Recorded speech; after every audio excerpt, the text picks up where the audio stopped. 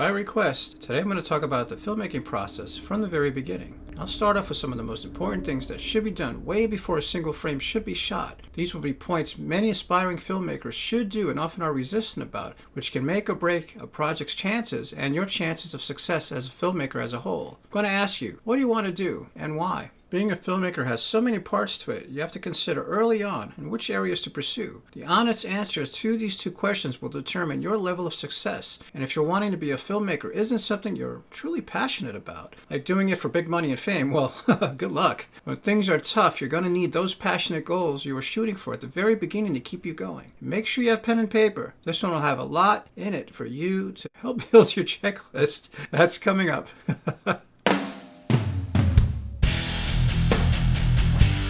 I wanted to speak a little bit about Filmmaking Essentials, things to do before starting your production. What is your definition of being a filmmaker? And what do you want to do?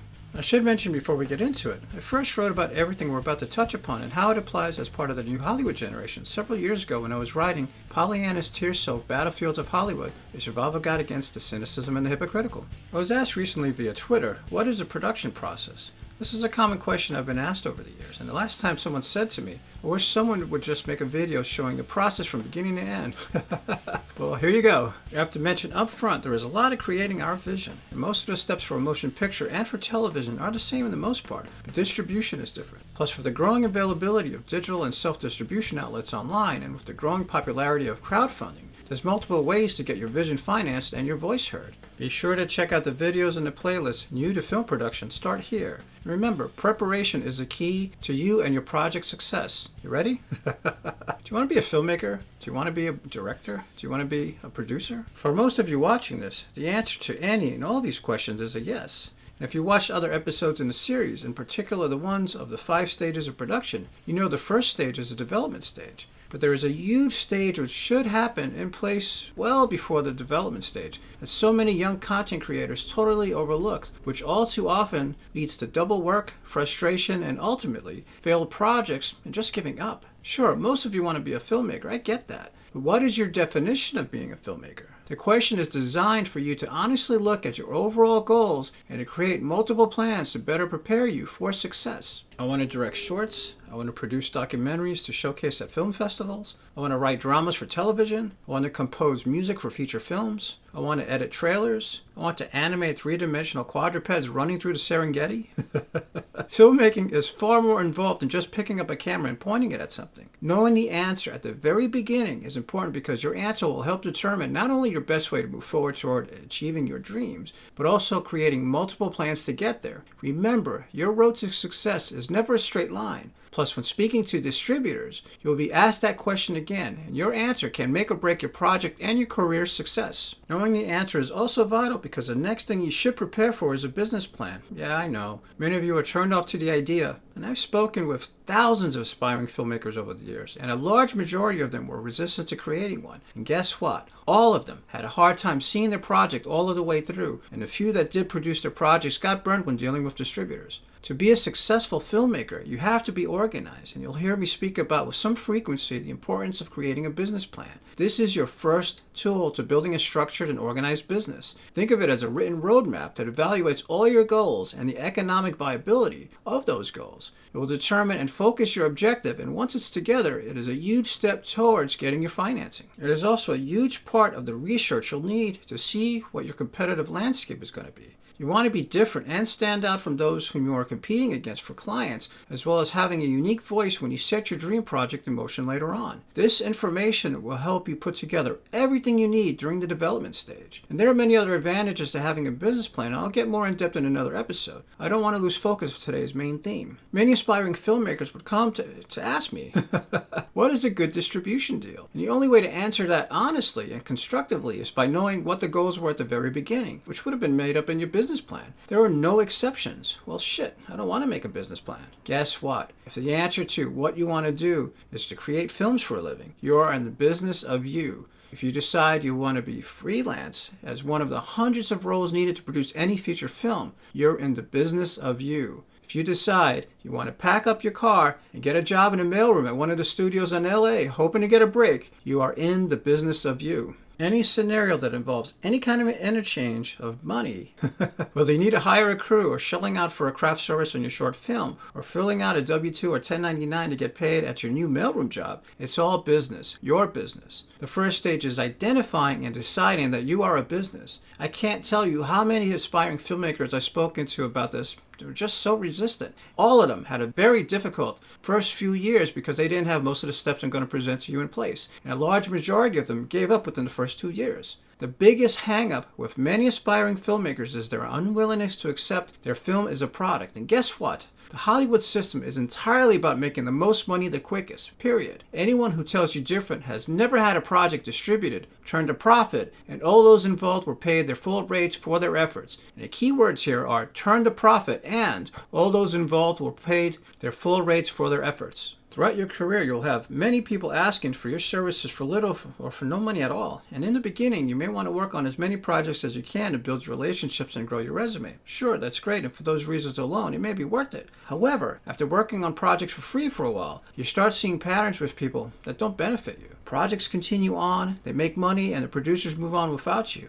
Projects turn a profit, and you don't see a penny. Copies of the film that were promised to you for your reel are never delivered. And that one, especially with student films, is very common. Oh, and if you worked with others on creating any type of intellectual properties, you're left standing in a corner holding your pud as the distributors and sometimes the other producers involved benefited without you. So ask yourself, what am I going to do? For a large majority of us in the entertainment industry, we are in one way or another in the service industry. Unless we can afford to create our own projects on our own dime, we'll spend most of our career working for someone else in some capacity. This simple fact, so many young content creators I've met over the years seem to not want to hear, but it's a reality that needs to be looked at without bias at the very beginning of our professional careers in entertainment. Very few of us are fortunate enough to be able to make a living at what we choose as our chosen creative profession. And even then, most of that time is working on someone else's projects. Learn to accept that you and what you do are a business. Your projects are viable, which means there's value attached to your thoughts, your actions, and your efforts. You and your actions are part of brand building, the brand of you. So get over it, accept it, now move forward. For most of you watching this, the answer to any and all of these questions is yes, I want to be a filmmaker. I want to be a director. I want to be a producer. Like any other types of businesses, you have to consider what your business will be. No matter what medium you work in, you're going to need to be protected legally from many charlatans and sharks in suits waiting to take advantage of the naive and inexperienced. I am Filmmaker Fred Incorporated. I am producer Patricia LLC. I am Best Boy Bob Incorporated. These are things to truly consider early on in your professional career, way before getting your dream project in motion. The first business entity is called a DBA. DBA is also known as a sole proprietorship, doing business as or a fictitious name. A DBA is a business that is not separate from its owner. It's just a different name the business uses to operate under. A DBA is easy to set up and to maintain. However, the owner is personally liable for the company and all of its debt, and all of the income is added to the owner's personal tax return. The owner is also personally liable in a lawsuit. This means that personal assets like your home and car can be at risk. The second business entity is called a regular corporation or a C corporation. Some of the benefits of having a corporation are that a separate legal entity that can shield the owners from personal liability and company debt. Corporation can enter into contracts, buy real estate, and can raise money by the transferring of stock. It can also continue on if there is a selling to another owner. There are tax advantages, and many business expenses can be deducted that other legal entities are not able to. There is a lot more to a corporation, which I didn't want to get into today, but I will mention this is the oldest and most successful type of business entity. The third business entity is called an S corporation. Once a corporation has been formed, it can choose to have an S corporation status. What that means is that the company would be taxed like a partnership or sole proprietorship rather than a corporation. The income earned goes to the company's shareholders. This means the profits and losses can be added to the shareholders' personal tax returns without having to pay taxes on profits once, then again when they are given back to the shareholders as income. This is known as double taxation. An S corporation is an ideal choice for a single person-owned company. The fourth business entity is called a limited liability company. Think of a limited liability company as a combination of a corporation and a partnership. Profits and losses are added to the owner's personal tax returns, much like a sole proprietorship and partnership. There are fewer formalities in a corporation, but has a liability protection of a corporation. So it's a corporation with less complicated taxation protocols and stock formalities. What's cool about a limited liability company is the operating agreement. Very much like a business plan, the rules on how the company will operate are set and can be modified as the business grows. An LLC is also the business entity of choice for small business startups. What's cool is no matter which type of corporation entity you choose, this is an important first step to starting your business, the business of you. The purpose of setting up a corporation is to reduce your personal liability. It's a layer of protection to help shield you and your shareholders from any incurred business debt and lawsuits. And depending on which type of corporation entity you have,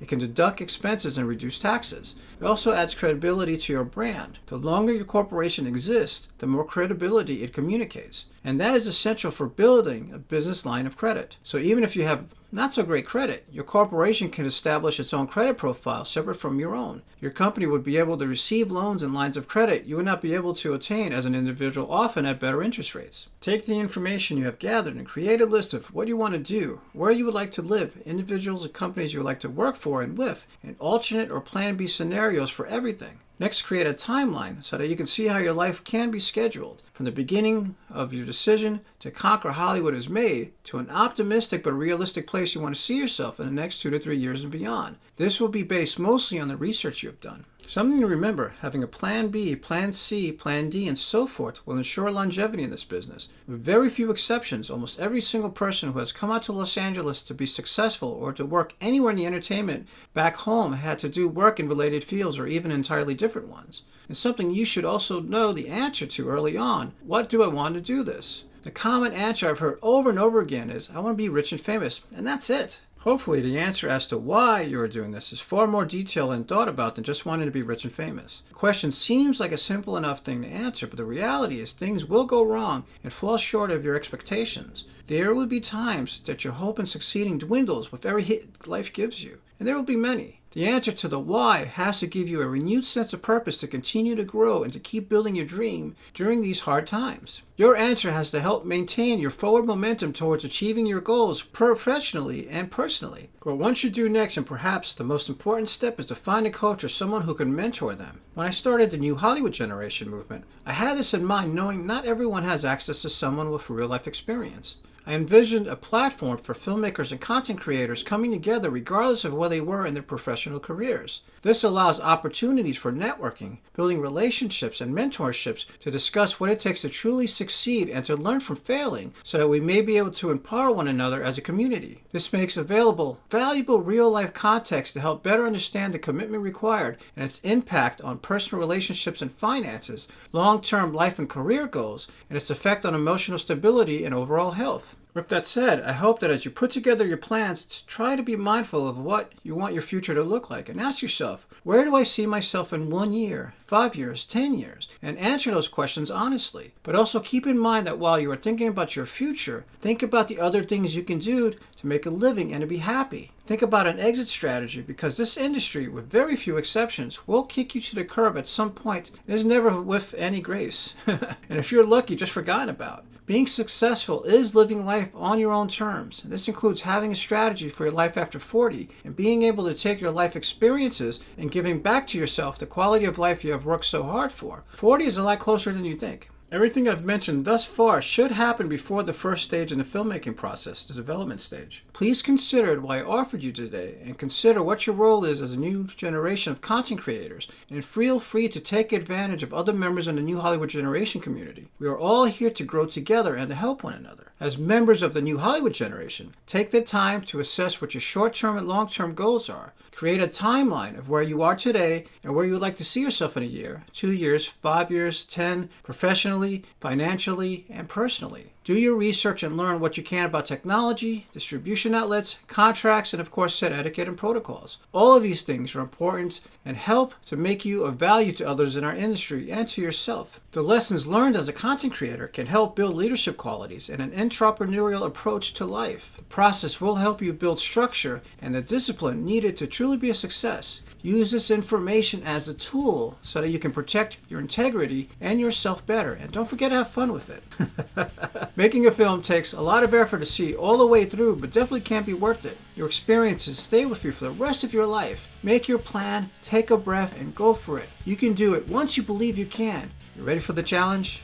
The world is greatly influenced by what is seen on the screen and heard on the radio. Let's be the New Hollywood Generation. Let's give the world something that will drive everyone to do something bigger and to make a positive difference in the world. We are all in it together. Each and every one of you is an important part of our future. You're important to the lives of those who surround you. You're important to your communities. You're important to our industry. No matter what, remain optimistic and focused on your goal. Never stop believing in yourself. Always remember, you are the key to your own success. Take a breath, move forward.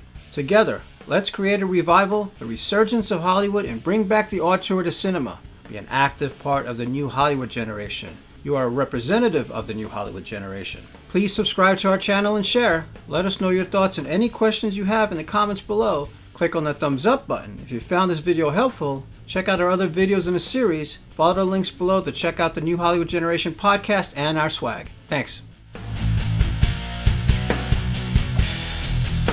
Join Hollywood Unapologetic in our quest to positively empower one another, to empower our industry in the true pursuit of our Hollywood dreams and in life.